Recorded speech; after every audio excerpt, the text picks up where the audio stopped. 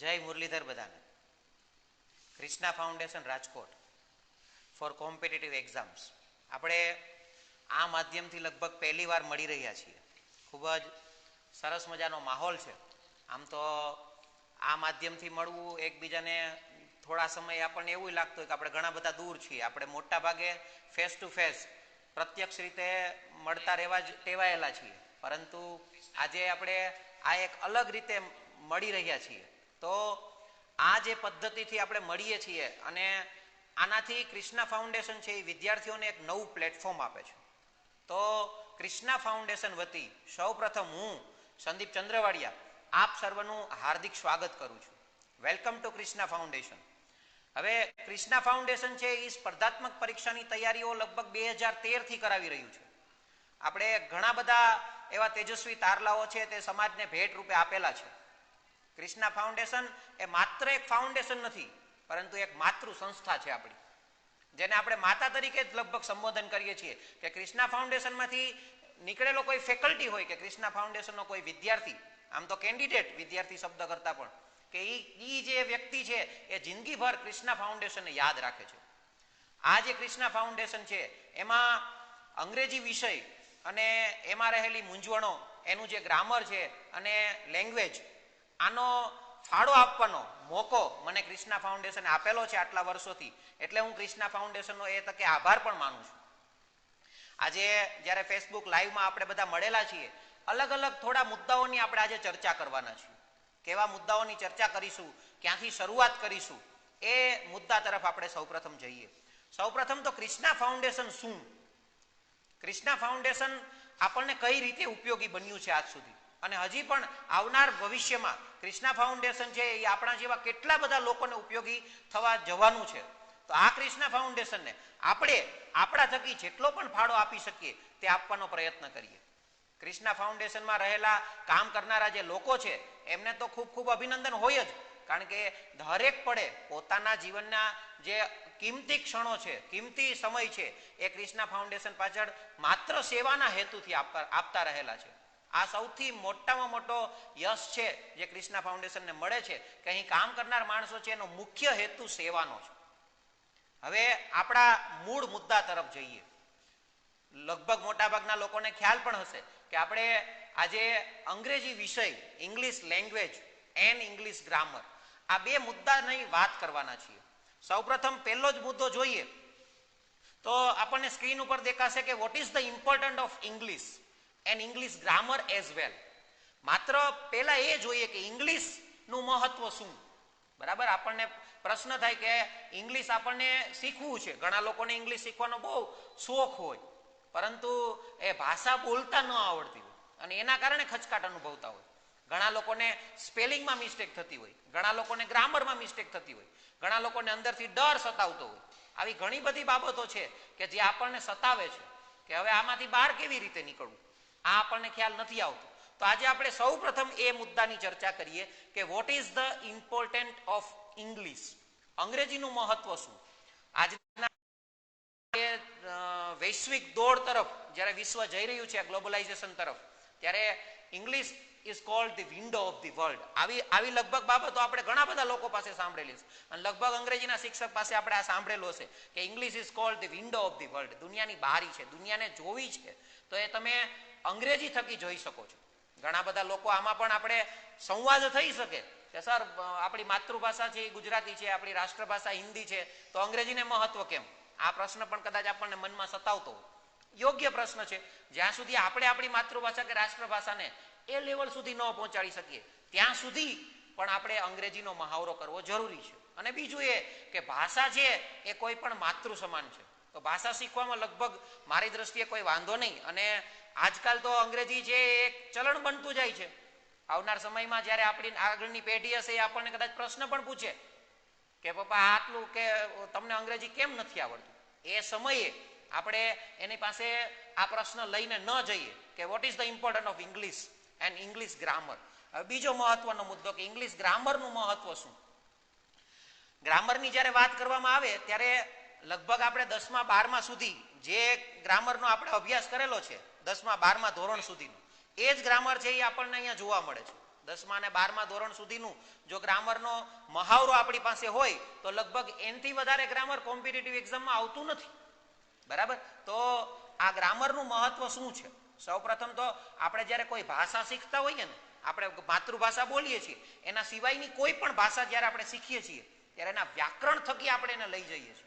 મોટા ભાગની ભાષાઓને ખરેખર ભાષા શીખવાનો મુખ્ય હેતુ તો એ હોય કે એને લિસનિંગ દ્વારા શીખાય. અંગ્રેજી, ગુજરાતી, હિન્દી, સંસ્કૃત, ઘણી બધી ભાષાઓ તમે જેમ એને સાંભળો એમ એ ભાષા તમે વધારે સારી રીતે એને અર્થગ્રહણ કરી અને બીજા સામે વ્યક્ત કરી શકો છો. પરંતુ આપણને પ્રશ્ન એ થાય કે અંગ્રેજી સાંભળવાનો મહાવરો લગભગ આપણો ઓછો હોય છે. તો આ અંગ્રેજી સાંભળવાનો મહાવરો છે એ વધારવો કેવી રીતે, એને આપણે આગળ કેવી રીતે લઈ જવું, અંગ્રેજી સાંભળવાનો જે મહાવરો છે એને, તો એની પણ આપણે ટૂંકમાં ચર્ચા કરી લઈએ છીએ. આજે પહેલો મુદ્દો છે કે ઇન્ક્રીઝ યોર રીડિંગ સ્પીડ. પહેલું કામ આપણે આ કરવાનું છે. ઘણીવાર શું થાય કે આપણે માત્ર અંગ્રેજી વાંચી શકતા હોઈએ, બરાબર, પણ એની રીડિંગ સ્પીડ હોય ને એ આપણી પાસે ન હોય. ડાયરેક્ટ બોલવાની જરૂરિયાત નથી. શરૂઆત તમે આ સ્ટેપથી કરી શકો છો કે ઇન્ક્રીઝ યોર રીડિંગ સ્પીડ. પહેલું કામ આ કરો કે તમારી જે સ્પીડ છે ને વાંચવાની, જોઈને વાંચો. ભલે આપણે એવું નથી કે ડાયરેક્ટ બોલતા શીખી જઈએ, પણ જોઈને વાંચવાનો પ્રયત્ન કરો. શરૂઆતમાં જોઈને વાંચો, પણ જે એની સ્પીડ છે ને એ વધારવાનો પ્રયત્ન કરો.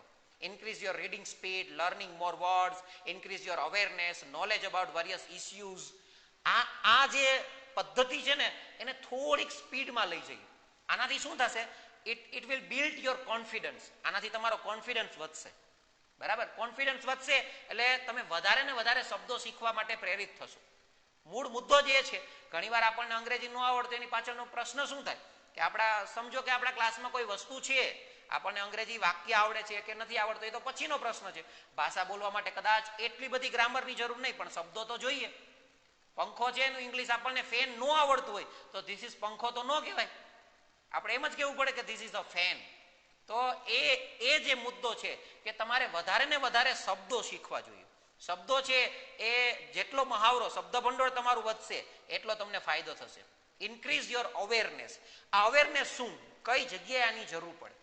ઘણીવાર શું થાય કે આપણે કોઈ એક મથાળું લઈને બેસી ગયા હોય કે આ બુકમાંથી અંગ્રેજી કરીએ ને તો આપણને વધારે ફાયદો થાય. ઘણા બધા વિદ્યાર્થીઓ આ જે ડેઇલી રૂટીન હોય એમાં પૂછતા હોય છે કે સર અંગ્રેજી સારામાં સારું શીખવું હોય તો શ્રેષ્ઠ બુક કઈ? બરાબર. સારામાં સારું અંગ્રેજી શીખવા માટે કોઈ શ્રેષ્ઠ બુક હોઈ શકે, હું એવું નથી કહેતો કે ન હોઈ શકે, પરંતુ તમારી આસપાસ રહેલું જે વાતાવરણ છે આમાંથી પણ તમે ઘણું બધું અંગ્રેજી શીખી શકો છો. એટલે એના માટે આપણી અવેરનેસ છે ને એ ઇન્ક્રીઝ કરવી પડે. કેવી રીતે? એના 2-3 ઉદાહરણો લઈએ. દાખલા તરીકે ઘણીવાર અત્યારે આઈપીએલનો જે સમયગાળો ચાલે છે તો આપણે મેચ જોતા હોઈએ છીએ તો આપણે હિન્દી કોમેન્ટ્રી સાંભળીએ છીએ. Try to listen English commentary for some time. થોડોક ટાઈમ તો આપણે એવો પ્રયત્ન કરીએ કે અંગ્રેજી કોમેન્ટ્રી સાંભળીએ. એનાથી શું થશે? તમારી અવેરનેસ વધશે. કઈ રીતે અવેરનેસ વધશે? તો કે ત્યાંથી જે બોલાય છે એ ફ્લુઅન્ટ આવશે, વિધાઉટ ગ્રામેટિકલ મિસ્ટેક્સ આવશે.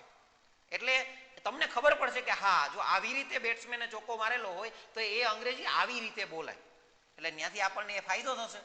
બીજું, ઘણીવાર આપણે કંઈ કસ્ટમર કેરમાં કામ હોય તો આપણે ઘણીવાર ટેલિફોન કંપનીમાં કે કોઈ બીજી જગ્યાએ ફોન કરતા હોઈએ છીએ. એમાં કહે કે 1 નંબર માટે ગુજરાતી, 2 નંબર માટે હિન્દી અને 3 નંબર માટે અંગ્રેજી દબાવો. તો આપણે 3 નંબરનો આંકડો ક્યારેય દબાવતા જ નથી. તો ક્યારેક એ પ્રયત્ન કરીએ, 3 નંબરનો આંકડો દબાવીએ અને સામેથી અંગ્રેજી બોલે છે એને સાંભળીએ. ભલે એ સમયે આપણે કંઈ બોલવાનું નથી, પરંતુ એને સાંભળીએ. ફરી પાછો એ જ મુદ્દો કે ત્યાંથી ફ્લુઅન્ટ આવશે. જ્યારે આપણે ન્યૂઝ જોતા હોઈએ તો હિન્દી ન્યૂઝ ચેનલને થોડી વાર સાઈડમાં મૂકી અને આપણા મહાવરા માટે, આપણું જે નોલેજ છે ઇન્ક્રીઝ કરવા માટે ક્યારેક ઇંગ્લિશ ન્યૂઝ ચેનલ જુઓ. ભલે 5 જ મિનિટ જુઓ, પરંતુ જુઓ. આનાથી છે ને તમારી અવેરનેસ જાગૃત થશે. જ્યારે આપણે કોઈ રોડ ઉપર, રસ્તા ઉપર જતા હોઈએ છીએ ત્યારે મોટા મોટા હોર્ડિંગ્સ બાંધેલા હોય છે. તો આ હોર્ડિંગ્સ જે છે ને એ હોર્ડિંગ્સમાં જુઓ. એની જે મેઇન ટાઇટલ હોય, દાખલા તરીકે બહુ જૂની કંપની અત્યારે મોબાઈલમાં દેખાતી નથી, નોકિયા, કનેક્ટિંગ પીપલ. તો આવી છે ને દરેકની એક લાઈન હોય છે. આ છે ને એ પણ ગ્રામેટિકલી પ્રૂફ હોય, ગ્રામેટિકલી ઇન્ક્રીઝ થયેલી હોય છે. તો આવી જે બાબતો છે જ્યાંથી પણ તમે તમારું ઇંગ્લિશ છે એ ઇન્ક્રીઝ કરી શકો છો. આ જનરલ બાબતો થઈ. આના માટે તમારે કોઈ સ્પેસિફિક સમય ના ફાળવવો પડે. પછી અલગ અલગ ઇસ્યુઝ જે તમારી આજુબાજુમાં બનતા, અલગ અલગ ઘટનાઓ જે બનતી હોય છે એમાંથી પણ ઘણીવાર એવું બને કે આપણે 5-7 મિત્રો ભેગા બેઠા હોઈએ અને વાતમાં કોઈ એવું કહે કે ચાલો આપણે અંગ્રેજીમાં કરીએ. તો બે મિત્રો એવા પણ હોય કે ભાઈ હવે એ તો રહેવા દે, એમ અંગ્રેજીની આપણે શું જરૂર. ત્યારે આ જે આપણી આજુબાજુની જે ઘટનાઓ છે એ માહોલનો લાભ લઈ અને અંગ્રેજી શીખવાનો પ્રયત્ન કરીએ છીએ. તો જો આ બાબત છે ને, એમાં સૌથી મૂળ મુદ્દો શું આવશે કે અંગ્રેજી શીખવું છે તો ગ્રામર શીખી લે, ચલો આપણે 1-2 માર્ક્સ કદાચ જે ઓબ્જેક્ટિવ્સ છે એ આપણને આવડી પણ જશે. પણ તમારે ઇંગ્લિશ પાકું કરવું છે તો એના માટે તમારે સારા માર્ક્સ મેળવવા હોય ને તો લોંગ પેસેજ ટાઈપ ક્વેશ્ચન્સ આ સૌથી મહત્વના રહેશે. એમાં હું essay writing, report writing, letter writing અને જે કોમ્પ્રિહેન્શન્સ હોય છે, પેરેગ્રાફ, આ બધાને છે ને વધારે ભાર મૂકવાનું કહીશ. આનું મૂળ કારણ એ છે કે જ્યારે તમે કોઈ એક એસે લખો છો ને તો તમારે થ્રુ આઉટ ઇંગ્લિશ ગ્રામર જોવું પડે. તમે એવું ન કહી શકો કે હું આ એસે છે ને એ ડિગ્રીમાં લખીશ, હું આ એસે છે એ માત્ર સાદા વર્તમાન કાળમાં સિમ્પલ પ્રેઝન્ટ ટેન્સમાં લખીશ. આ બની શકે ભૂતકાળનો કોઈ વિઝિટને લખતો હોય તો સાદા ભૂતકાળમાં લખાય, એ સાચું છે, પણ એમાં પાછું બીજા ગ્રામેટિકલ ટોપિક્સ, એમાં આર્ટિકલ્સ આવી જાય, એમાં પ્રેપોઝિશન્સ આવી જાય, એમાં કન્જક્શન આવી જાય, એમાં તમે ડિગ્રીના વાક્યો બનાવી શકો, એમાં તમે ક્વેશ્ચન ટેગનો ઉપયોગ કરી શકો છો. લોટ્સ ઓફ કરવું હોય એટલું કરી શકીએ છીએ. ટૂંકમાં આખું અંગ્રેજી ગ્રામર છે એ તમે કોઈ એક નાનકડા મુદ્દાના એસેમાં લઈ શકો છો. એટલે આ તમારા માટે શ્રેષ્ઠ મુદ્દો છે કે તમે રોજ એવો પ્રયત્ન કરીએ કે આપણે લોંગ ટાઈપ ઓફ ક્વેશ્ચન્સ હોય તો આન્સર્સ હોય અથવા તો કોઈ એવી બુક છે એમાંથી લખવાનો પ્રયત્ન કરીએ અને એમાંથી ગ્રામરના કયા ટોપિક્સનો ઉપયોગ થયેલો છે આ મૂળ મુદ્દો છે, એના તરફ પણ આપણે જઈ શકીએ છીએ. કરેક્ટ ડિગ્રીનું એક ઉદાહરણ લઈએ ફોર એક્ઝામ્પલ કે આઈ એમ બેટર ધેન હિમ, આઈ એમ બેટર ધેન હિમ. પણ આ જ્યારે વાક્ય બોલીએ ત્યારે આપણને એમ કે આમાં એરર શું છે, તો જનરલી તમને કાંઈ એરર નહીં દેખાય, પરંતુ ત્યાં એરર છે. શું એરર છે? તો કે આઈ એમ બેટર ધેન હી. ડિગ્રીમાં બંને બાજુ છે ને નામ આવે, એટલે કે સબ્જેક્ટ કર્તા વિભક્તિ આવે, તો આઈ એમ બેટર ધેન હી એવું આવે. તો આ એરર ફાઇન્ડિંગ છે. એરર ફાઇન્ડિંગ છે એ ગ્રામરના બધા ટોપિક્સ આવરી લઈ શકાય, એમાં બધા ટોપિક, બરાબર. બીજી સૌથી મહત્વનું જે છેલ્લો પોઈન્ટ છે ને સૌથી મહત્વનો છે, try to make a proper time table. જ્યારે તમે કોઈ વસ્તુ કરો છો ત્યારે એનો એક પ્રોપર ટાઈમ ટેબલ બનાવવાનો પ્રયત્ન કરો. ટાઈમ ટેબલ બનશે ને તો તમારી જે શીખવાની પ્રક્રિયા છે ને એમાં સ્પીડ આવશે. સામાન્ય રીતે જ્યારે આપણે શીખતા હોઈએ ત્યારે આપણે એ કદાચ એટલી ઝડપથી ન શીખી શકીએ, પણ ટાઈમ ટેબલ હોય ને આપણી પાસે કોઈ વસ્તુનું તો એ આપણે ઝડપથી શીખી શકીએ છીએ.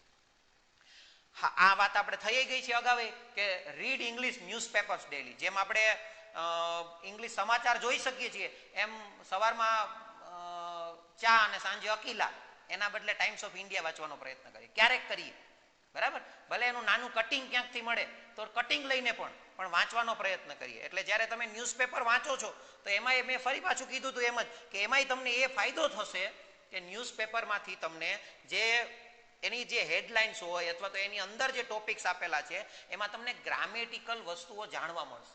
ખાલી એના નોલેજ માટે ન વાંચો, કાંઈ ન ખબર પડે તો કાંઈ, આપણને એમાં નોલેજ સાથે મતલબ નથી, પરંતુ તમે કોઈ એક પેરેગ્રાફ ન્યૂઝપેપરનો લઈ લો અને એમાં એવું જો કે આમાં આર્ટિકલ કેટલી જગ્યાએ વપરાયેલ છે, આમાં પ્રેપોઝિશન્સ કેટલા છે, આમાં કયા કાળનો ઉપયોગ થયેલો છે, આ મુદ્દાઓ છે ને એ આપણે લઈ જશું તો એ સૌથી બેનિફિશિયલ રહેશે. લર્ન અબાઉટ ગ્રામર રૂલ્સ, આ સૌથી મોટો છે કે જે આપણે કદાચ કોઈ ક્લાસીસમાં કે કોઈ શિક્ષક પાસેથી કે શીખી શકીએ છીએ કે ગ્રામર રૂલ્સ. હવે રૂલ્સમાં કેવું થાય કે આપણે 10મા 12મા સુધી જે અંગ્રેજી ભણેલા હોઈએ ને એમાં કદાચ એટલા બધા રૂલ્સ ન આવી જતા હોય કે જે કદાચ કોમ્પિટિટિવ એક્ઝામના ક્લાસ કર્યા પછી આપણને ખબર પડે લે ગ્રામરમાં આવું પણ હોય. ઘણી વાર આવું થશે. હું બે ત્રણ નાના ઉદાહરણ દાખલા તરીકે તમને આપું. ટ્રેન શબ્દ હોય, ટ્રેન શબ્દ, તો જનરલી કોઈ એમ પૂછે કે ટ્રેન શબ્દમાં આર્ટિકલ કયું આવે, તો આપણને એમ થાય કે ટ થી ઉચ્ચાર થાય છે, તો આપણે જ્યારે શીખા હોય આર્ટિકલ ત્યારે એમ હોય કે વ્યંજનથી ઉચ્ચાર થતો હોય, એક વચન શબ્દ હોય તો એમાં આર્ટિકલ એ આવે. પરંતુ ટ્રેન શબ્દમાં તમે આર્ટિકલ એ પણ મૂકી શકો, આર્ટિકલ ધ પણ આવી શકે અને ઘણીવાર ટ્રેન શબ્દમાં આર્ટિકલ આવે પણ નહીં, આવું પણ બની શકે. તો એ કેવી રીતે? તો કે how it is used in a sentence. એ વાક્યમાં કઈ જગ્યાએ ટ્રેન શબ્દ છે. There is a train on the platform, તો ધેર ઇઝ અ ટ્રેન તો એમાં એ આવે. ઓન ધ પ્લેટફોર્મ તો એમાં ટ્રેન શબ્દમાં એ શબ્દ આવે. The train comes from the Mumbai તો એમાં ધ આવે છે, બરાબર. અને I travel by that train હું તેઓની ટ્રેન દ્વારા ત્યાં મુસાફરી કરવા ગયો, તો સંબંધ વિભક્તિ આવ્યું ટ્રેનની પહેલા, તો એની આગળ એકેય આર્ટિકલ ના આવે. તો આવી રીતે તમે એ વસ્તુ જાણી શકો છો કે આવા ઘણા બધા શબ્દો છે, માત્ર આર્ટિકલ નહીં, ગ્રામરના કેટલા બધા રૂલ્સ આવા છે. ઘણીવાર આપણને હોય કે દુનિયામાં એક જ વસ્તુ હોય, એની આગળ આર્ટિકલ કયું લાગે, તો કે ધ. આપણે એમાં ઉદાહરણ લેતા હોય કે સૂર્ય, ચંદ્ર, તારા, નક્ષત્રો, ગ્રહો, ઉપગ્રહો, આ બધામાં આર્ટિકલ ધ લાગે. પરંતુ આપણે એક ઉદાહરણ લઈએ મૂન, તો દાખલા તરીકે there is a moon amid the stars.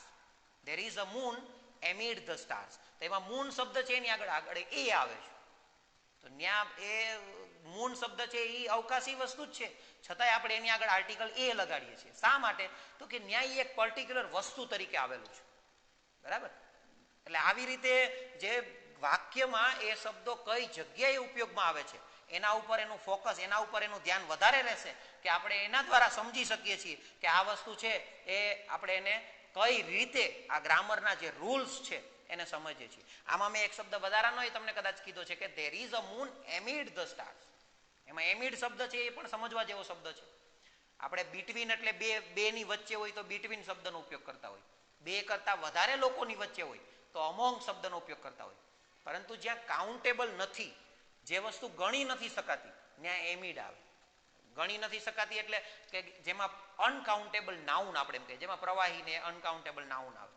તો ઘણીવાર મને ઘણા વિદ્યાર્થીઓ એ પણ પૂછે છે કે સર સ્ટાર્સ છે એ આમ તો ગણી શકાય 1 2 3 4 5 6, એ કાઉન્ટેબલ નાઉનમાં આવે, પરંતુ એ આમ અનકાઉન્ટેબલ છે કારણ કે no one can count the stars. બરાબર? એટલે ત્યાં એમિડ શબ્દનો ઉપયોગ થાય છે. આવી રીતે ઘણી બધી બાબતો છે કે જે અનકાઉન્ટેબલ હોય અને એની વચ્ચે કાંઈ રહેલી છે વસ્તુઓ, તો ત્યાં એમિડ શબ્દ આવે છે. આવા નાના નાના ઘણા બધા ગ્રામરના નિયમો છે કે જે કદાચ આપણે જ્યારે એને પ્રેક્ટિકલી જોઈએ, ટીચર શબ્દ છે તો ટીચર શબ્દ છે તો એમાં એ આવે, એ ના આવે કે ધ આવે, કે કાંઈ આર્ટિકલ જ ન આવે, તો ફરી પાછો એ જ મુદ્દા તરફ જશે કે એનો ઉપયોગ આપણે કેવી રીતે કરીએ છીએ, એનો ઉપયોગ ક્યાં થાય છે. ઘણીવાર લોકો કહેતા હોય ડેઝિગ્નેશનની આગળ હંમેશા શું આવે, તો કે ધ આવે. કોઈ હોદ્દો હોય, દાખલા તરીકે પ્રાઇમ મિનિસ્ટર, તો પ્રાઇમ મિનિસ્ટર તો એ સૌથી મોટો હોદ્દો છે, તો એની આગળ ખરેખર શું આવવું જોઈએ, તો કે ધ જ આવવું જોઈએ. પણ mister Modi is our prime minister, તો પ્રાઇમ મિનિસ્ટર આગળ આર્ટિકલ જ નથી આવ્યું. There is a prime minister in the waiting room, there is a prime minister in the waiting room, તો ત્યાં આગળ એ આવ્યું છે. But the prime minister of India is mister Modi, તો એમાં ધ આવે છે. એટલે એક જ શબ્દ છે કે જેની આગળ અલગ અલગ આર્ટિકલ્સ આવતા હોય છે, તો એ કેવી રીતે આવે છે, આ જે છે ને એ મહત્વનો અને શીખવાનો મુદ્દો છે. હવે એના પછીની બાબત જોઈએ કે practice with previous year question papers. આ વસ્તુ આપણે બધા કરી શકીએ છીએ કે સૌથી વધારે આપણે જે જૂના પેપરો હોય તો એ પેપરો લઈએ જેનાથી આપણને ખ્યાલ આવે કે પ્રશ્નો કેવી રીતે પૂછાય છે. ઘણીવાર આ બાબતની ચર્ચા આની પહેલા પણ આપણે ઘણી બધી વાર કરેલી છે કે સિન્સ અને ફોર હોય તો ચોક્કસ સમય હોય સિન્સ આવે, સમયગાળો હોય તો ફોર આવે. એક તલાટીનું એક એક્ઝામનું પેપર હતું, એમાં હતું કે જેમાં 10 years એટલે 10 વર્ષ ચોક્કસ સમયગાળો છે તો આગળ સિન્સ આવવું જોઈએ, પણ એમાં આવતું હતું ફોર. હવે એમાં ફોર શા માટે આવતું હતું, તો કે એમાં જે સેન્ટેન્સ હતું એમ હતું કે લાસ્ટ 10 years. હવે લાસ્ટ 10 years એટલે એ કેવા થઈ ગયા, તો કે આજથી થઈને લાસ્ટ 10 years, તો એ 2010ની વાત છે જે આપણને ચોક્કસ સમયગાળો મળે છે. તો ત્યાં આવી રીતે શબ્દોનો ઉપયોગ થાય છે કે 10 years છે એ સમયગાળો છે, તો લોકો ફોર લખતા હોય પણ ત્યાં સિન્સ આવતું હોય છે. તો આવી રીતે ઘણી બધી બાબતો હોય છે કે જે આપણે ગ્રામરના રૂલ્સ જોઈએ, જૂના પેપરો જોઈએ, તો એમાંથી પણ આપણને આવી બાબતો મળતી હોય કે આવી રીતે પણ પ્રશ્નો પૂછાય છે. એટલે જૂના પેપરોનો અભ્યાસ વધારે કરીએ તો આપણને કદાચ વધારે માહિતી એમાંથી મળે. ઇમ્પ્રુવ યોર વોકેબ્યુલરી, આ સૌથી આની પહેલા આપણે વાત કરી લીધી છે કે શબ્દ ભંડોળ નહીં હોય તમારી પાસે. શબ્દ ભંડોળ બે રીતે ઉપયોગી થાય છે. એક તો તમારું અંગ્રેજી તો સારું કરે જ છે, તમારે અંગ્રેજી બોલવું છે, તમારે અંગ્રેજી લખવું છે, આ બધામાં તો તમને ફાયદો કરે જ છે. એઝ વેલ એઝ કોમ્પિટિટિવ એક્ઝામની જ્યારે વાત થાય છે ત્યારે પણ તમને સૌથી વધારે ફાયદાકારક થાય છે. કેવી રીતે, તો શબ્દ ભંડોળમાં કઈ કઈ વસ્તુ આવે છે, સિનોનિમ્સ આવે, એન્ટોનિમ્સ આવે, નાઉન્સ, એડજેક્ટિવ્સ, એડવર્બ્સ, આવી કેટલી બધી વસ્તુઓ છે કે જેનો અભ્યાસ આપણે એમાં કરતા હોઈએ છીએ. તો આ વસ્તુઓ છે એ પણ આપણને વોકેબ જે શબ્દ ભંડોળ છે એની અંદર આવી જાય છે. તો એની તૈયારી છે ને એ ડેઇલી રૂટીન લાઈફમાં કરીએ.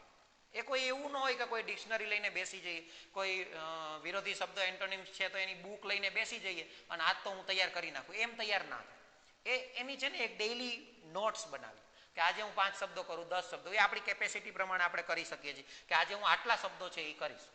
તો આ રીતે આપણે આ તૈયારીને આપણે આગળ વધારી શકીએ છીએ. એક સરસ મજાનું ઉદાહરણ છે, આપણે હમણાં વાત કરી હતી એવું એક ઉદાહરણ આમાં આપેલું છે. આર્ટિકલનું જ ઉદાહરણ છે કે આપણને એમ હોય કે નામ હોય, નામ એમાં આર્ટિકલ આવે કે ન આવે. જો સૌથી પહેલા જોઈએ કે if two singular nouns refer to the same person thing then the verb must be singular. આપણે કોઈ એક વ્યક્તિ માટે બે વાત કરેલી હોય તો એ કોઈ હોદ્દો છે, દાખલા કે એક જ વ્યક્તિને લાગુ પડતો હોય તો એમાં હંમેશા સિંગ્યુલર આવે.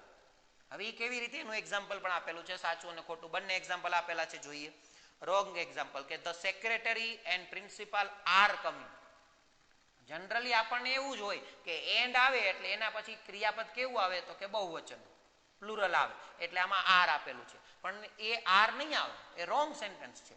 The secretary and principal is coming આવી રહ્યા છે, પણ એનો મતલબ શું થાય છે કે here is the same person is secretary as well as the principal.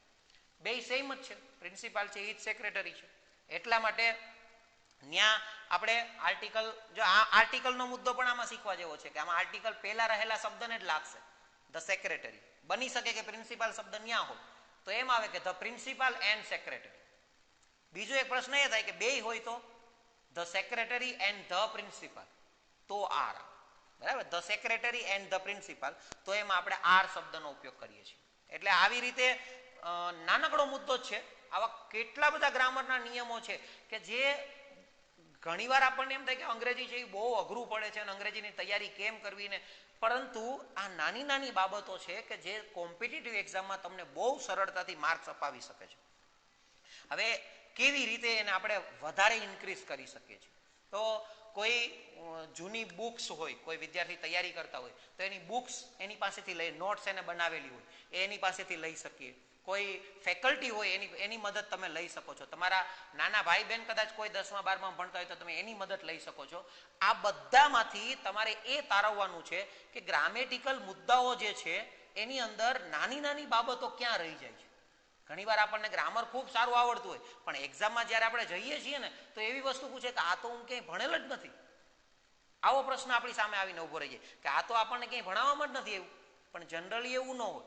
Generally એવું હોય કે અમુક બાબતો છે ને you will learn by practice. આ વસ્તુ છે ને એ તમે પ્રેક્ટિસથી શીખો. જેટલી તમારી પ્રેક્ટિસ વધારે એટલો જ તમારો મહાવરો વધારે ને એટલો જ તમને ફાયદો વધારે. એટલે એ મુદ્દા તરફ આપણે જઈ શકીએ છીએ. હવે મૂળ મુદ્દા તરફ આવી કે અંગ્રેજી છે એનું વેઇટેજ કેટલું છે, બરાબર. આમ અંદાજિત લખેલું છે કે 15 થી 50 માર્ક્સ કવર્ડ થાય છે વેરિયસ એક્ઝામ્સમાં. જુદી જુદી પરીક્ષાઓમાં આવી રીતે આપણને અલગ અલગ પરીક્ષામાં અંગ્રેજીના માર્ક્સ હોય છે. ક્યાંક 15 માર્ક્સનું હોય, ક્યાંક 25 માર્કનું ઇંગ્લિશ હોય, ક્યાંક 50 માર્ક્સનું હોય. હા, નીચે એ પણ લખેલું છે કે મેઇન્સ એક્ઝામ હોય દાખલા તરીકે યુપીએસસી જીપીએસસીની, તો એમાં તો એક આખું પેપર આવે ઇંગ્લિશનું 100 માર્ક્સનું, બરાબર. તો હવે એની તૈયારી કેવી રીતે કરવી? ઘણીવાર એવું પૂછતા હોય કે 15 માર્ક્સનું હોય તો એમાં કયા મુદ્દા આવે અને 100 માર્ક્સનું હોય તો એમાં કયા મુદ્દા આવે. જનરલી એ યાદ રાખીએ આપણે કે ગ્રામર ઇટસેલ્ફ અ ગ્રામર.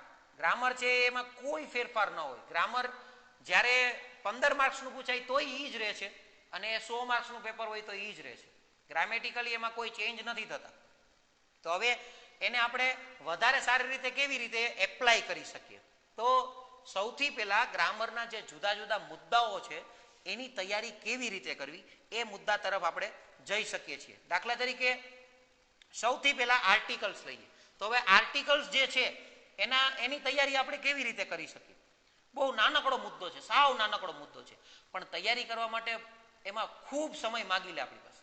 ઘણીવાર આપણને એમ હોય કે આર્ટિકલ એ એટલે શું, તો કે આર્ટિકલમાં વ્યંજન લાગે, એક વચન હોય તો એ લાગે, સ્વર હોય તો એન લાગે, ચોક્કસ વસ્તુ હોય તો ધ લાગે. પરંતુ આર્ટિકલમાં સૌથી મહત્વનો કોઈ મુદ્દો હોય તો એ છે નો આર્ટિકલ, કે આર્ટિકલ ક્યાં ન લાગે.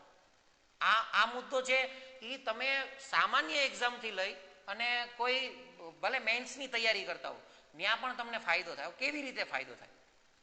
તમે કોઈ રાઇટિંગ કરો છો, કંઈ લખવાનું કાર્ય કરો છો, એસે રાઇટિંગ કરો છો કે લેટર રાઇટિંગ કરો છો કે રિપોર્ટ રાઇટિંગ કરો છો, તો આ બધામાં તમે ક્યાં આર્ટિકલ્સનો ઉપયોગ કરો છો અને ક્યાં આર્ટિકલ્સનો ઉપયોગ નથી કરતા, ત્યાં ફાયદારૂપ થશે. પછી બીજો મુદ્દો એ આવે કે કયા ટોપિક્સ એવા છે કે જેની આપણે તૈયારી કરી શકીએ જાતે. જો મૂળ 4 ટોપિક છે કે જેની તૈયારી કદાચ આપણે જાતે પણ કરી શકીએ છીએ. એમાં આર્ટિકલ્સ, પ્રેપોઝિશન, કંજક્શન, બરાબર, અને ડિગ્રી, ક્વેશ્ચન ટેક્સ. આ 2 મુદ્દા કદાચ એવું છે કે સૌથી સહેલા મુદ્દા છે કે જેની તૈયારી આપણે આપણી જાતે પણ કરી શકીએ છીએ. શરૂઆત કોઈ વ્યક્તિ અંગ્રેજી શીખવાનું કરતું હોય તો આ સાવ સરળ મુદ્દા છે. અહીંથી આપણે શરૂઆત કરી શકીએ છીએ અંગ્રેજી શીખવાની. કે શરૂઆત કરીએ આપણે, આર્ટિકલ શીખી લઈએ, પ્રેપોઝિશન, કંજક્શન તો એવા મુદ્દાઓ છે કે જેના નાનકડા ટોપિક્સ હોય, એ ટોપિક્સ ઉપરથી તમે એને યાદ રાખવાનો પ્રયત્ન કરો અને એના જુદી જુદી બ્લેન્ક સોલ્વ કરો. અલગ અલગ બુક્સમાંથી સોલ્વ કરશો એટલે એમાંથી તમને નવું નવું શીખવા મળશે. ખાલી પહેલા એના મુદ્દાઓ જોઈ લો. દાખલા તરીકે ઓન છે તો એ ક્યાં ઉપયોગ થાય? વારનું નામ હોય, ચાલીને જતા હોય તો ઓનનો ઉપયોગ થતો હોય તો આ પહેલા જોઈ લો. પછી થોડી પ્રેક્ટિસ કરો, પછી એમાં ક્યાં ક્યાં ઓન હજી આવે છે. આ છે ને, જ્યારે આપણે પ્રેક્ટિસ કરીએ ત્યારે આપણે એને વધારે સારી રીતે એપ્લાય કરી શકીએ છીએ. પછી ડિગ્રી, ક્વેશ્ચન ટેક હમણાં વાત કરીએ એમ સૌથી સરળ મુદ્દા છે. સૌથી સરળ મુદ્દા કે જેને આપણે સાવ શરૂઆતમાં જ્યારે આપણને એવું લાગતું હોય કે અંગ્રેજી થોડો અઘરો મુદ્દો લાગે છે, અંગ્રેજી ગ્રામર અઘરું લાગે છે, ત્યારે તમે ડિગ્રી અને ક્વેશ્ચન ટેકથી અંગ્રેજી સરળ કરી શકો છો. અને સૌથી બેઝ જેને કહી શકાય, કદાચ પાયો જેને કહી શકાય, તો એ પાયો છે અંગ્રેજી વ્યાકરણનો, એ છે ટેન્સીસ, કાળ. તો હવે કાળ શીખવામાં જનરલી એવું જ હોય. આમ તો ક્લાસમાં આપણે ઘણી બધી વાર જ્યારે રૂબરૂ થયા હોય ત્યારે વાતચીત કરેલી છે કે tense always gives you tension. એમ લગભગ આપણને બધાને ટેન્શન આપે એવો મુદ્દો છે ટેન્સ. પણ શા માટે? આપણે કદાચ સૌથી વધારે મુદ્દો કોઈ શીખતા હશું અંગ્રેજીમાં તો એ ટેન્સ જ હશે. આપણે ટેન્સનો ઉપયોગ સૌથી વધારે કરતા હશું. અને જ્યારે ફાઇનલી આપણે બધું શીખી લઈએ ને પછી આપણને એમ થાય કે આરો કયો મુદ્દો ઓછો ફાવે છે, તો ત્યાં ફરી પાછા ત્યાં જ આવીને ઊભા રહીએ કે ટેન્સમાં થોડીક પ્રોબ્લેમ થાય છે. તો આ ટેન્સ જ્યારે શીખવાની શરૂઆત કરીએ છીએ ત્યારે એક નાનકડું કામ એ કરીએ કે દરેકે દરેક જે તમને મુદ્દા આપેલા છે, દરેકે દરેક જે તમને મુદ્દા આપેલા છે, આ મુદ્દાઓમાં તમે દાખલા તરીકે સિમ્પલ પ્રેઝન્ટ ટેન્સ તો માત્ર એનો ઉપયોગ કરીને વાક્ય બનાવવાનો પ્રયત્ન. માત્ર સિમ્પલ પ્રેઝન્ટ ટેન્સ તો એનો જ ઉપયોગ કરીએ. પછી તો કે માત્ર સિમ્પલ પાસ્ટ ટેન્સ તો એનો જ ઉપયોગ કરીને વાક્ય બનાવે. આમ બધા ટેન્સીસના પર્ટિક્યુલર સેન્ટેન્સીસ બનાવીએ શરૂઆતમાં. જ્યારે આપણે શરૂઆતમાં એના પર્ટિક્યુલર સેન્ટેન્સીસ બનાવીશું ને ત્યારે આપણને ખબર પડશે કે આ બધા વચ્ચે બેઝિક ડિફરન્સ શું છે. માતૃભાષાનો ઉપયોગ આમાં સાથે સાથે આપણે કરી શકીએ છીએ. કેવી રીતે માતૃભાષાનો ઉપયોગ કરી શકાય? તો કે આપણે વિચારોમાં જે ગુજરાતીનો ઉપયોગ કરતા હોઈએ છીએ એને થોડુંક અંગ્રેજી તરફ લઈ જઈએ. આપણે સામાન્ય રીતે વિચારતા હોઈએ તો આપણને એવા વિચાર આવતા હોય કે હવે આજે હું અત્યારે ઘરે જઈશ તો આપણે બનાવીએ કે આનું ઇંગ્લિશ શું થતું હશે. આમ અલગ અલગ ઘણું બધું આપણે કરી શકીએ છીએ કે જે નાની નાની બાબતો હોય, આપણી આજુબાજુમાં નાના નાના સેન્ટેન્સીસ, રોજની જે ઘટનાઓ બનતી હોય, આ બધી ઘટનાઓ છે એને આપણે અંગ્રેજી તરફ લઈ જઈએ સીધે સીધા. એટલે આવી રીતે ઇંગ્લિશ તરફ આપણે લેતા જઈશું તો આ જે ટોપિક છે એ આપણને એકદમ સરળ થઈ જશે. હવે લાસ્ટ આપણે જઈએ તો કોમ્પિટિટિવ એક્ઝામમાં જ્યારે આપણે તૈયારી કરીએ છીએ, આ બધા મુદ્દાઓને આપણે એપ્લાય કરવા છે, બરાબર, સારામાં સારા માર્ક્સ મેળવવા છે ઇંગ્લિશમાં, તો એના માટે બુક કઈ અથવા તો કેવી રીતે તૈયારી કરવી એની થોડીક ઝીણવટપૂર્વક વાત કરી લઈએ. સૌથી પહેલાં આપણે વચ્ચે એક કરી લીધું, એક પ્રોપર ટાઈમ ટેબલ બનાવો. અને ટાઈમ ટેબલ બનાવી અને બધા મુદ્દાઓને એક સાથે નહીં કરી લેવા. શરૂઆતમાં કોઈ એક નાનકડો મુદ્દો લઈએ કે દાખલા તરીકે કોઈ પણ એક ટેન્સ લઈએ તો એ ટેન્સ છે ને એને પૂરેપૂરો છે ને શીખી લઈએ. પછી આપણે બીજા ટેન્સીસ તરફ જઈએ. કદાચ બની શકે કે આપણે કોઈ ક્લાસીસમાં જતા હોય ને તો ત્યાં આટલો બધો ટાઈમ આપણને ન મળે. એની પાછળનું કારણ શું છે? તો કે ત્યાં આપણે 3 મહિનામાં કે 3.5 મહિનામાં આખો સિલેબસ પૂરો થતો હોય છે. પરંતુ જો આપણે આપણી જાતે તૈયારી કરીએ છીએ અને અત્યારે આપણી પાસે પ્લેટફોર્મ એવડું મોટું છે, ઓનલાઈન એટલી બધી બાબતો તમારી પાસે સામે હાજર છે કે તમે ભરપૂર પ્રેક્ટિસ કરી છો. જેટલી પ્રેક્ટિસ કરવી હોય ને એટલી પ્રેક્ટિસ કરી શકો છો. તો હવે એની તૈયારી કેમ કરી શકાય? તો કે સૌથી પહેલા નોટ્સ બનાવો. તમારી પોતાની નોટ્સ બનાવો નાની નાની. કોઈ ટેન્સીસ છે તો સૌથી પહેલા ટેન્સીસ લઈ લો અને એની નાની નાની નોટ્સ બનાવવાનું છે. પછી ગ્રામેટિકલ જે બીજા મુદ્દાઓ છે એ બીજા મુદ્દાઓ લઈને એની નોટ્સ બનાવી. It will help you. આ મુદ્દાઓ છે ને એ તમને સૌથી વધારે હેલ્પફુલ થશે, બરાબર. એટલે આને ફરી પાછું એ જ મુદ્દા તરફ હું આવીશ કે આને ગ્રામેટિકલી પણ સાથે લઈ જઈએ. આ બધા મુદ્દાઓ છે ને એનો પ્રેક્ટિકલ ઉપયોગ કરીએ. નાની નાની બાબતો હોય તો એમાં ગ્રામરના મુદ્દાઓનો ઉપયોગ કરીએ, સાથે સાથે લેખન કાર્ય કરીએ. જેટલું વધારે લખીશું એટલો આપણને વધારે ફાયદો થશે. એટલે લખવાનો પ્રયત્ન કરીએ, જેટલું આપણું લખાણ સારું થશે. રાઇટિંગ જેટલું વધારે ઇંગ્લિશ કરશો એટલું તમારું સ્પીકિંગ અને સાથે સાથે ગ્રામેટિકલ મિસ્ટેક ઓછી થતી જશે. ધીમે ધીમે ગ્રામર ઓછું થઈ જાય, ધીમે ધીમે તમારું લખાણ છે એ વધતું જાય તો ગ્રામરમાં ભૂલો છે તે ઓછી થતી જશે. એટલે આવી રીતે ગ્રામરની ભૂલો છે એ ઓછી કરતા જઈએ અને તૈયારીમાં આગળ વધીએ. બરાબર. હજી આમ સાથે મળેલા છીએ એટલે એક નાનકડી બાબત છે કે જે આપણે વધારે હજી મારી પાસે લખેલી છે એ મુદ્દા તરફ આવીએ.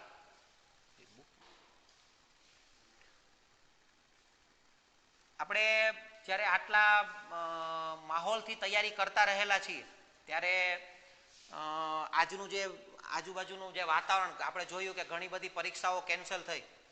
બરાબર. આપણે જોયું કે વિદ્યાર્થીઓ છે એ તૈયારીના માહોલમાંથી થોડાક પાછળ પડે. આપણને એમ થાય કે હવે તૈયારી કરવી કે ન કરવી, અને તૈયારી કરવી તો કેવી રીતે કરવી. આ જે માનસિકતા જે ઢીલી પડે છે એ આપણે ઢીલી નથી પડવા દેવાની. બરાબર. આમ તો નાનકડું છે કે સફરનો અંત રસ્તા પરની ઠોકરથી નહીં લાવું, મંજિલને હજી મારે મારવાની લાત બાકી છે. તો એ યાદ રાખીએ આપણે કે આ આજુબાજુનો જે માહોલ છે એ તો બનતો રહેશે. એ તો આવશે ને જાશે, પરીક્ષાઓ તો આવશે, પરંતુ આપણું જે ધ્યેય છે એ ચૂકાવવું ન જોઈએ. જ્યારે અર્જુન છે એ રણ મેદાનમાં જાય અને આ સામે બધાને જુએ અને અચાનક જ કહી બેસે કે સિદંતીમાં ગાત્રાણી, એના જે પગ છે એ ધ્રુજવા માંડે છે. આપણને કદાચ આટલું બધું સંસ્કૃત ન આવડતું હોય એટલે આપણે કદાચ એમ ન બોલીએ કે સિદંતીમાં ગાત્રાણી, પણ આપણે એમ બોલીએ કે ધ્રુજંતીમાં ટાટિયાણી. તો આપણે બધા ધ્રુજતા હોઈએ કે હવે આરું પરીક્ષાની તૈયારી નથી કરવી ને હવે છોડી દઈએ. ઘણા બધા મિત્રોને મેં એવા સાંભળેલા, હવે પરીક્ષાની તૈયારી છોડી દીધી, આપણે નથી કરવું. તો આ માહોલમાંથી થોડા બહાર આવી.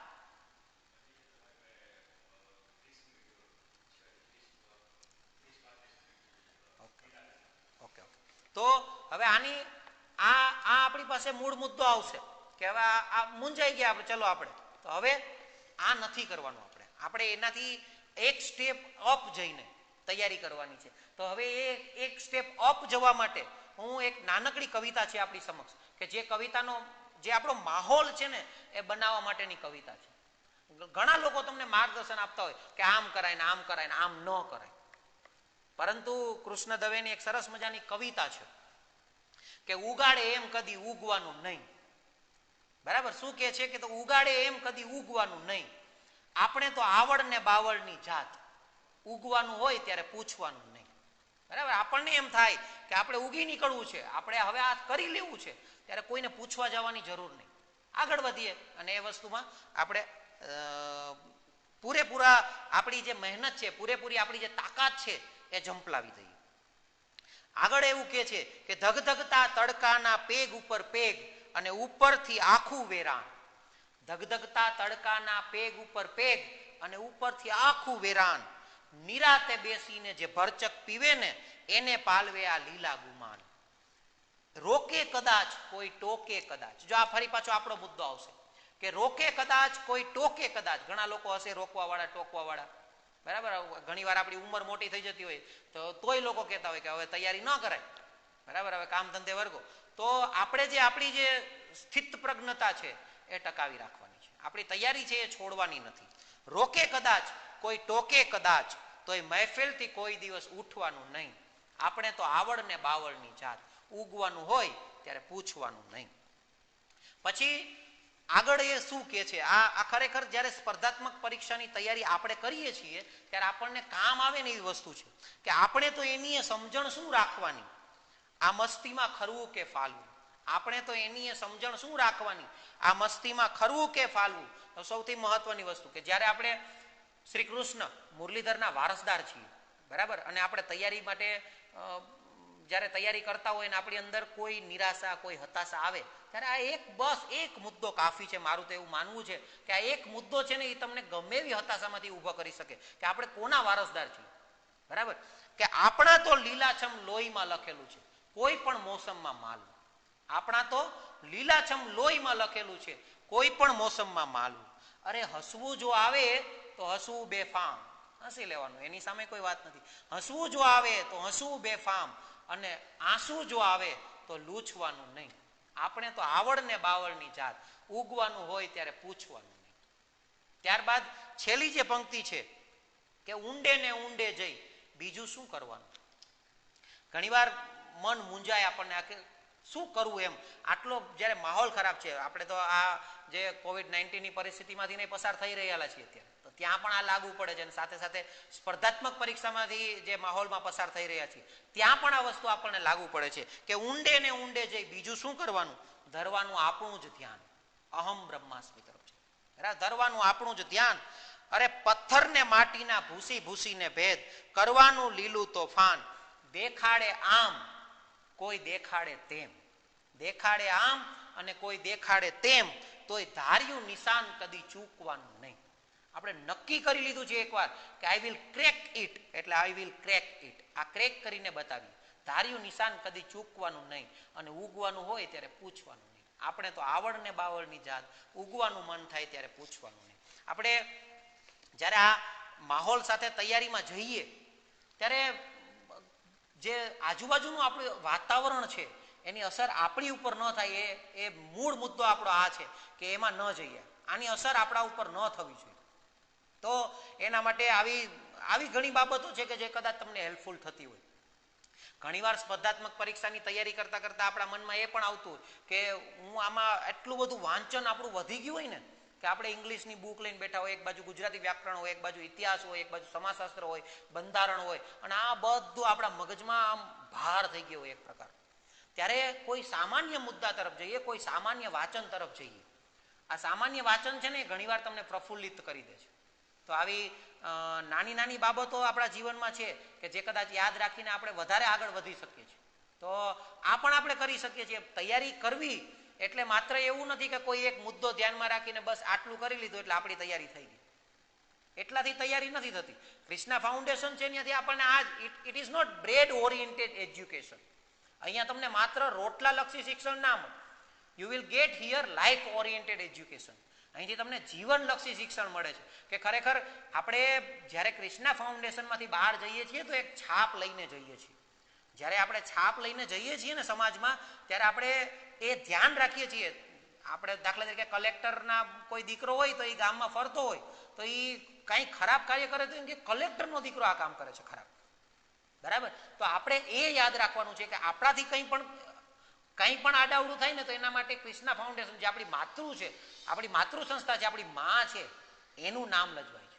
તો એ જ્યારે મનમાં આવશે ને તો આપણે વધારે સારી રીતે કાર્ય કરી શકીશું, બરાબર. એટલે માત્ર ક્રિષ્ના ફાઉન્ડેશનમાંથી એવું નથી કે આપણે કોઈ વિષયના નિષ્ણાત પાસેથી આપણે વિષય શીખી લીધા ને આપણે એ બાબતમાં નિષ્ણાત થઈ ગયા, પરંતુ ક્રિષ્ના ફાઉન્ડેશનમાંથી આપણે એ બાબતો પણ શીખી શકીએ છીએ કે જે આપણને કદાચ લાઈફ ટાઈમ.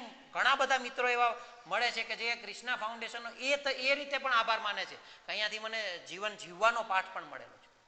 તો એના માટે પણ ક્રિષ્ના ફાઉન્ડેશનને કદાચ બે હાથે આપણે સેલ્યુટ કરવી હોય તો કરી શકાય. કારણ કે ક્રિષ્ના ફાઉન્ડેશનમાંથી આપણને આ વસ્તુ પણ બહુ સરળતાથી અને બહુ સાદી રીતે આપણે શીખી શકીએ છીએ. અહીંનો માહોલ એવો છે, અહીંયા પરિવારની ભાવનાથી બધા શીખે છે. માત્ર એવો કોઈ મુદ્દો નથી કે કોઈ ફેકલ્ટી આવે છે, એ ફેકલ્ટી ભણાવીને પોતાનું કામ કરીને વહી જાય છે, અને કોઈ વિદ્યાર્થીઓ છે એ કોઈ સંસ્થા સાથે જોડાયેલા હોય, જ્યાં સુધી જોડાયેલા છે ત્યાં સુધી સંસ્થા સાથે જોડાયેલા છે, પરંતુ જ્યારે જોડાણનું કાર્ય પૂરું થાય પછી એટેચમેન્ટ પૂરું. ક્રિષ્ના ફાઉન્ડેશન એ કાર્ય નથી કરતી. એ ક્રિષ્ના ફાઉન્ડેશનમાં જોડાયેલ ફેકલ્ટી હોય, ક્રિષ્ના ફાઉન્ડેશનનો નાનામાં નાનો કોઈ વ્યક્તિ હોય કે ક્રિષ્ના ફાઉન્ડેશન સાથે જોડાયેલ વ્યક્તિ હોય, એની સાથેનું જે જીવનભરનું સંભાળનું છે ને એ સાથે લઈને જાય છે. એ આપણને ક્રિષ્ના ફાઉન્ડેશનમાંથી મળે છે. એટલે જ્યારે આ હાલનો જે સમયગાળો છે એ પણ આપણે જોઈએ છીએ કે ઓનલાઈન એજ્યુકેશન તરફ કદાચ આપણે હવે જઈ રહ્યા છીએ. બની શકે કે આવનાર સમયમાં કદાચ પાછા યુટર્ન પણ મારીએ, પણ જ્યારે આખું માહોલ આપણી આજુબાજુનો ઓનલાઈન એજ્યુકેશન તરફ જઈ રહ્યો છે તો આપણે પણ એમાં એક સ્ટેપ, એક ડગલું એમાં આપણે આગળ વધી રહ્યા છીએ. તો આ ઓનલાઈન એજ્યુકેશન છે એનો આપણા જીવનમાં, અને સાથે સાથે જે ઇંગ્લિશ લેંગ્વેજ એની આપણે જ્યારે વાત કરીએ છીએ તો એમાં આપણને કેવી રીતે ફાયદો કરશે ઓનલાઈન એજ્યુકેશન.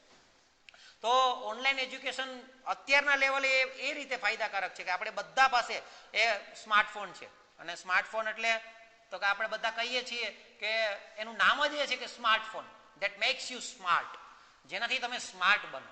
ઘણા લોકો સ્માર્ટફોન આપણે ઉપયોગ કેવી રીતે કરીએ છીએ કદાચ આપણને એકને જ ખબર હશે, મનમાં જ જાણતા હશું કે હું સ્માર્ટફોનનો ઉપયોગ કેવી રીતે કરું છું. પરંતુ સ્માર્ટફોન છે એનો સ્માર્ટલી એક ઉપયોગ કરવાનો પ્રયત્ન કરીએ. ઓનલાઈન એજ્યુકેશન જ્યારે આપણે ચાલુ કરીએ છીએ અને ઓનલાઈન એજ્યુકેશન મેળવીએ છીએ તો એમાંથી એ બાબતો આપણે પહેલાં શીખવાનો પ્રયત્ન કરીએ કે હું આ મોબાઈલ છે એનો ઉપયોગ કેવી રીતે કરું, ઓનલાઈન જે સોર્સિસ છે એનો ઉપયોગ કેવી રીતે કરું.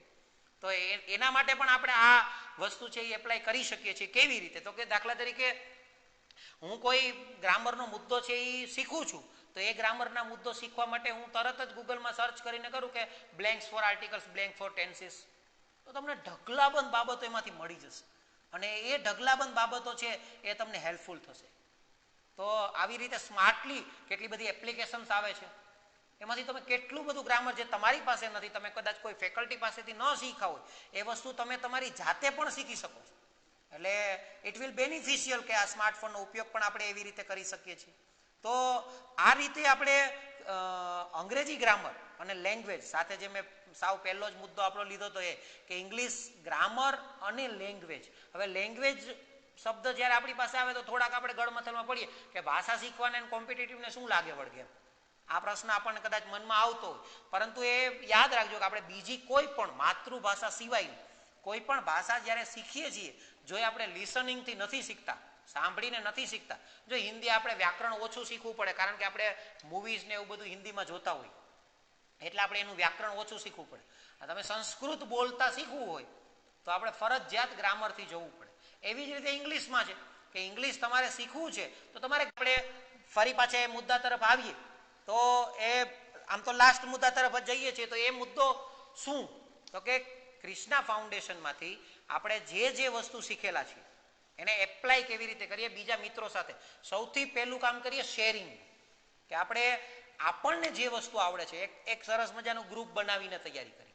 કારણ કે ગ્રુપમાં તૈયારી કરવાથી ફાયદો શું થાય તો કે કોઈ એક વ્યક્તિ એક વિષયમાં નિષ્ણાંત છે, બીજો વ્યક્તિ બીજા વિષયમાં નિષ્ણાંત છે, તો એનું આખું એક ગ્રુપ બનાવી નાખો અને એનું ગ્રુપ બનાવી અને પછી શું ફાયદો થાય તો કે જ્યારે તમે આ એક સર્કલ બને છે ને તમારું, તો તમારે એક આપલે વધશે એકબીજા સાથેની, અને આ એકબીજા સાથેની જ્યારે આપલે વધશે ત્યારે આપણે બીજા વ્યક્તિ પાસે જે વસ્તુ સારી આવડે છે એ આપણે શીખી શકીએ અને આપણી પાસે જે છે એ આપણે બીજા સાથે કનેક્ટ કરી શકીએ છીએ.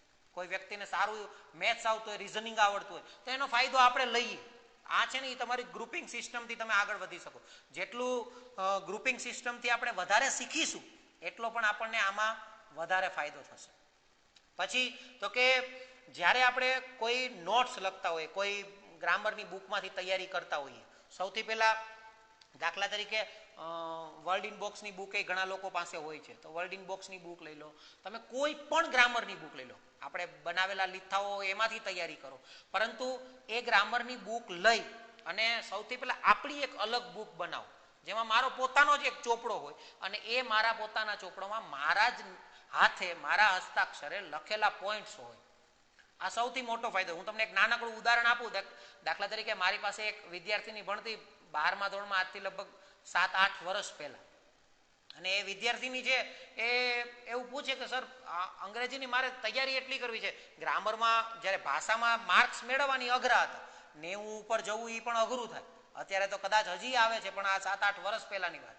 તો મારે તૈયારી કેવી કરવી? 12મા ધોરણમાં જ્યારે એ છોકરી આવે છે મને પૂછે છે કે તૈયારી કેમ કરવી, ત્યારે બહુ સરળ રીતે મેં એટલું કીધું હતું કે એક ચોપડો બનાવો અને એમાં રોજ એક પેજ લખી નાખવાનો ઇંગ્લિશ. કેવું લખો છો, શું લખો છો એ કાંઈ મહત્વનું નથી. સ્ટાર્ટ કરો, આજથી શરૂઆત કરો કે આજે હું કોઈ વસ્તુ લખું છું તો આજે તમે એક પેજ લખ્યું માય રૂમ, તો હું માય રૂમ વિશે લખું જેવું મને આવડે નહીં. પણ એક યાદ રાખવાનું કે રોજ લખો અને સાથે સાથે શીખવાની પ્રક્રિયા તો ચાલુ રાખવાની છે કે હું ગ્રામર શીખું છું એ પ્રક્રિયા ચાલુ રાખીએ. પછી તો કે એ છોકરીએ આખું 12મું ધોરણે તૈયારી કરી, કદાચ 300 દિવસ જેવું પરીક્ષાનો માહોલ ને બધું કાઢીએ તો 300 દિવસ સુધી એટલે કદાચ 3 ચોપડાઓ ભર્યા એને, અને 3 ચોપડાઓ એને નકરું ઇંગ્લિશ જ, એમાં એસે રાઇટિંગ, લેટર રાઇટિંગ, કોઈ વસ્તુની માહિતી વિશે, પોતાના ઘર વિશે, પોતાના ફ્રેન્ડ્સ વિશે, પોતાના વિશે, માતા પિતા વિશે, આમ અલગ અલગ વ્યક્તિ વિશે, મહાત્મા ગાંધી વિશે અથવા તો કોઈ રેલવે સ્ટેશન વિશે, આમ કેટલા બધા અલગ અલગ ટોપિક્સ લઈ અને લગભગ 3 થી 4 ચોપડાઓ 3 થી 4 બુક્સ એને આ 300 દિવસમાં ભરી. અને જ્યારે લાસ્ટમાં 12 કોમર્સમાં એ દીકરી હતી અને જ્યારે એનું રિઝલ્ટ આવે છે તો એ 99.99% લઈ આવે છે અને અંગ્રેજીમાં 94 માર્ક્સ લઈને આવે છે, 94 લેંગ્વેજ. અને આવા ઘણા બધા વિદ્યાર્થીઓ હોય છે કે આવી રીતે તૈયારી કરતા હોય છે. તો આપણે પણ જ્યારે કોમ્પિટિટિવની તૈયારી કરતા હોય ને તો આપણા મનમાં માત્ર એક વસ્તુ આમ ફિક્સ થઈ જાય છે કે હું કોમ્પિટિટિવની તૈયારી કરું ને તો હું ઓબ્જેક્ટિવની તૈયારી વધારે કરું. એટલે આપણે MCQs ગોતતા હોઈએ છીએ, અલગ અલગ બુક્સમાં તમને MCQ આપેલા હોય, આપણે એ સોલ્વ કરી નાખી એટલે આપણને એમ થાય ચલો આ પૂછાઈ જાય ને તો કામ થઈ જાય.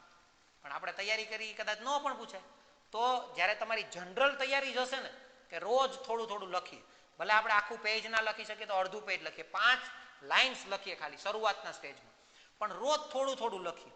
આ થોડું થોડું જ્યારે રોજ લખાશે ને એ જ્યારે લાંબા સમયે જશે ત્યારે તમે એક નાનકડું એ જ ઉદાહરણ લઈ શકાય કે તમે આજે એક નક્કી કરો કે હું આજે જ એક પેજ લખું છું, કોઈ એક વસ્તુ વિશે, બસ સ્ટેન્ડ વિશે તમે આજ લખો, તમને જેવું આવડે એવું.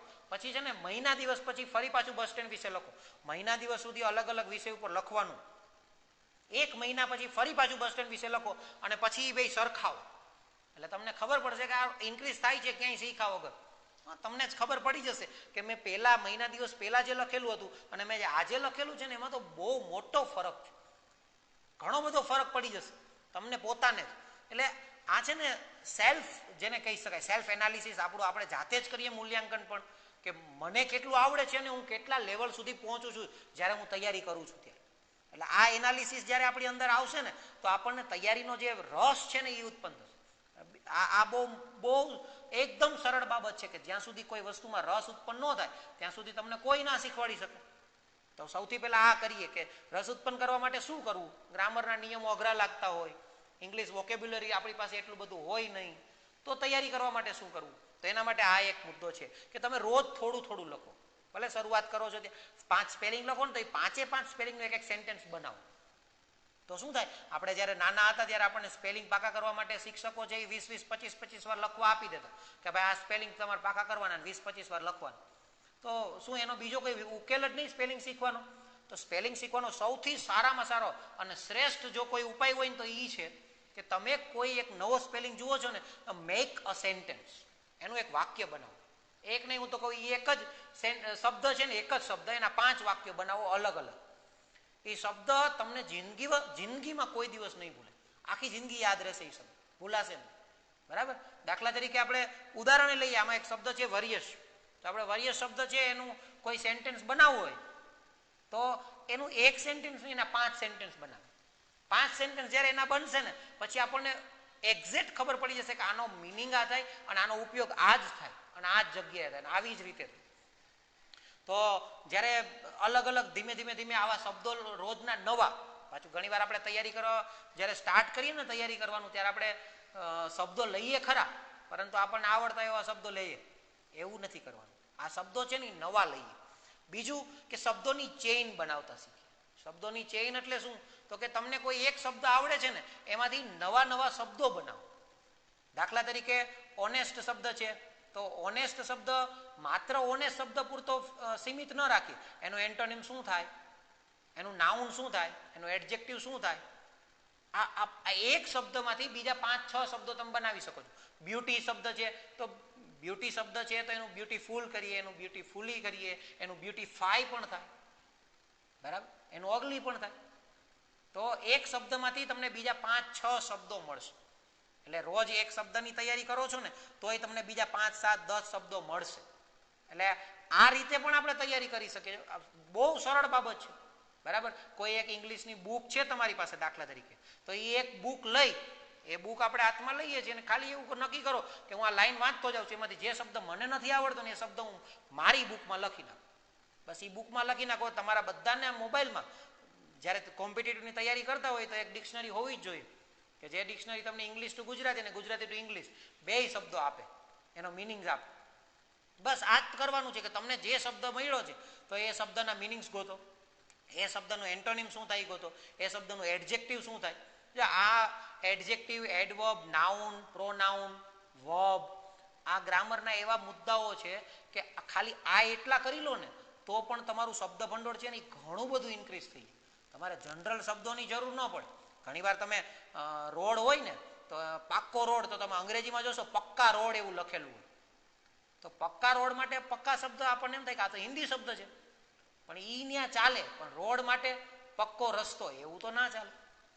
રસ્તા માટે રોડ શબ્દ એમાં હોવો જોઈએ, નાઉન છે. તો તમે આવી રીતે જે શબ્દો તમારી પાસે નથી એ શબ્દો છે ને તમે મેં જે 5-7 બાબતો કીધી, નાઉનની તૈયારી કરી શકાય, adjective, adverb, verb, pronouns, different types of nouns and pronouns also are there. તો એ બધાની તૈયારી પણ કરી શકાય. અને એ બધાની જ્યારે આપણે તૈયારી કરીએ ને તો એ બધાને આપણે ઇમ્પ્લિમેન્ટ કરીએ. ખાસ મહત્વનું એ ઇમ્પ્લિમેન્ટ એટલે તો કે એ બધાના સેન્ટેન્સીસ બનાવીએ. માત્ર બ્યુટીફુલનું સેન્ટેન્સ બનાવીએ એમ નહીં, બ્યુટીફુલીનું બનાવીએ, બ્યુટીફાઈનું બનાવીએ, ખાલી બ્યુટી શબ્દનું બનાવીએ અને અગલીનું બનાવીએ. આ બધાને એક બે સેન્ટેન્સીસ બનાવીએ. તો એ બધાના સેન્ટેન્સીસ જ્યારે બનશે ને ત્યારે એ વસ્તુ છે એ તમને ઓટોમેટિકલી ખબર પડશે કે તમારામાં શું તફાવત આવે છે અને તમે શું શીખો છો. જ્યાં સુધી આપણને જ ખબર ના હોય કે આપણે આ વસ્તુને ક્યાં સુધી લઈ જઈએ છીએ, ત્યાં સુધી એનાલિસિસ ન થાય ને ત્યાં સુધી આપણને ખબર ન પડે કે આપણે તૈયારી શું કરી. એટલે એનાલિસિસ જરૂરી છે. એટલે સ્પર્ધાત્મક પરીક્ષાની જ્યારે આપણે તૈયારી કરીએ છીએ, આપણને આટલું સરસ મજાનું પ્લેટફોર્મ જે મળેલું છે ક્રિષ્ના ફાઉન્ડેશન થકી, જે ભાઈઓ આપણા માટે આટલું બધું કામ કરતા રહેલા છે, તો એક તૈયારીના માહોલથી જઈએ આગળ. બરાબર, એક આમ નક્કી કરી લઈએ કે આપણે પાછળ નથી હતું. બરાબર, તો એ તૈયારીના માહોલથી આગળ જઈએ. જ્યાં અટકીએ છીએ ત્યાં ક્રિષ્ના ફાઉન્ડેશન તમારી માટે હાજર છે. ગમે ત્યારે તમે ગમે ત્યારે એનો સંપર્ક કરી શકો છો. ક્રિષ્ના ફાઉન્ડેશનમાં એનો ઓનલાઈન સંપર્ક કરો, ઓફલાઈન સંપર્ક કરો, અને ક્રિષ્ના ફાઉન્ડેશન તમારી લગભગ નડતી દરેક સમસ્યાઓ હશે, when it is matter to the competitive examination, તો એ સોલ્વ કરવાનો પૂરેપૂરો આપણે પ્રયત્ન કરીશું. બરાબર, તો બધા ભવિષ્યમાં આવનારી જે પરીક્ષાઓ છે એની ખૂબ સારી તૈયારી કરો અને એ બધી તૈયારીઓમાં તમે ખૂબ આગળ વધો. અને એવી શુભેચ્છા સાથે બધાને જય મુરલીધર.